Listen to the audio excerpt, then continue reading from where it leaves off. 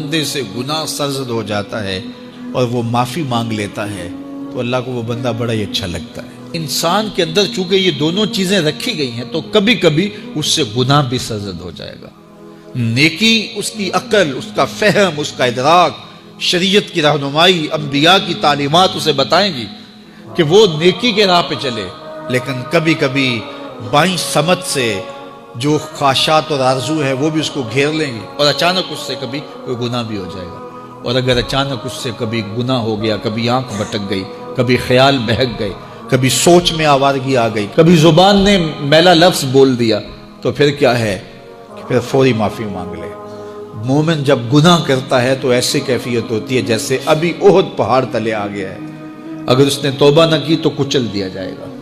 اللہ اکبر، تو پھر فوری معافی مانگتا ہے تو یہ اللہ کو بڑا ہی اچھا لگتا ہے۔ اللہ کہتا ہے فرشتوں سے کہ دیکھو میرا بندہ آخر میری دہلیز پہ آیا ہے نا، تم گواہ ہو جو میں نے اس کے سارے گناہ معاف کر دیے۔ تو گناہ کے بعد جو شرمندگی ہے، دیکھیے ایک اور جملہ کہتا ہوں، نیکی کرنے کے بعد جو تکبر پیدا ہوتا ہے، میں بڑی نیکی کر لی ہے، اور باقیوں کو بندہ حقیر سمجھنے لگتا ہے، اور اس سے کوئی غلطی سرزد ہو جائے اس کے بعد شرمندگی ہوتی ہے اور اپنے آپ کو چھوٹا سمجھنے لگتا ہے اور اللہ سے معافی مانگتا ہے، تو اس نیکی کرنے کے بعد وہ جو آپ کے اندر تکبر اور رعونت اور عجب پیدا ہوا، اس سے کہیں بہتر ہے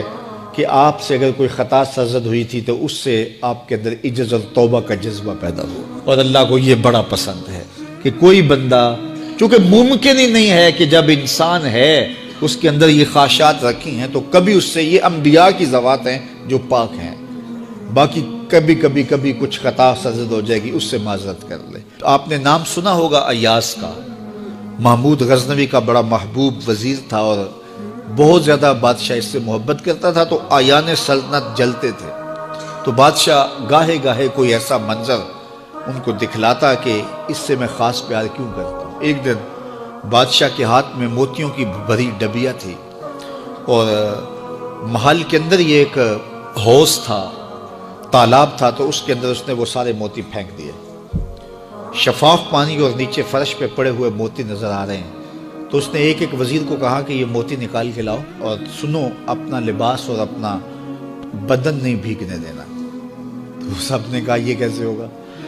کہ موتی بھی تہ سے نکال کے لائیں اور بدن بھی اور کپڑے بھی نہ بھیگیں؟ تو دوسرے کو کہا، اس نے کہا حضرت یہ کیسے ہوگا، یہ شرط ہٹائیں تو پھر میں نکال کے لاؤں۔ جب بات آئی ایاز کی تو ایاز نے فوراً چھلانگ لگا دی، موتی پکڑے، ڈھونڈے، ہتھیلی میں لیے اور کانپتے ہوئے بدن کے ساتھ بادشاہ کے سامنے پیش ہوا، حضور یہ لے لیجئے۔ بادشاہ غصے میں تھا کہ میں نے کہا تھا لباس اور کپڑے بھیگنے نہیں چاہیے، تیرے بدن سے پانی نچڑ رہا ہے، تیرے لباس سے پانی نچڑ رہا ہے، یہ کیا؟ تو ایاز نے ہاتھ باندھ کے کہا، بادشاہ سلامت، آپ کے دو حکم تھے، ایک حکم یہ تھا کہ موتی نکال کے لانے ہیں، دوسرا حکم یہ تھا کہ کپڑے اور بدن بھیگنا نہیں چاہیے۔ ایک کام میں نے کر دیا ہے، دوسری غلطی ہو گئی ہے، معافی چاہتا ہوں۔ تو کہا وزیرو یہ ہے خوبی اس کی، تم نے کہا ہم کیسے نکال کے لائیں، اس تالاب میں اتریں گے تو بدن تو بھیگے گا ہی بھیگے گا۔ تو کہا جب شہوات دی گئی ہیں، خواہشات رکھی گئی ہیں، آرزویں دیوانی ہیں، اور پھر اس کائنات کے اندر رہ کر کے حضرت انسان کبھی تو اس تالاب کی غلاظت سے اپنے آپ کو بھر ہی دے گا، تو پھر کمال کیا ہے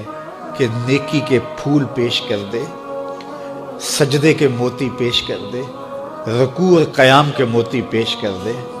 ہمدردی انسانیت کے ساتھ پیار کے موتی پیش کر دے، سارے موتی پیش کرے، پھر مالک کا جلال کہ تیرے کپڑے کیوں بھیگے، یہ گناہ کیوں کیا، یہ گناہ کیوں کیا، ہاتھ جوڑ کے کہے مالک اس کی معافی مانگ، تو اللہ تعالیٰ پچھلے گناہ نہ صرف معاف کرتا ہے بلکہ ان گناہوں کو نیکیوں میں تبدیل کرتا ہے۔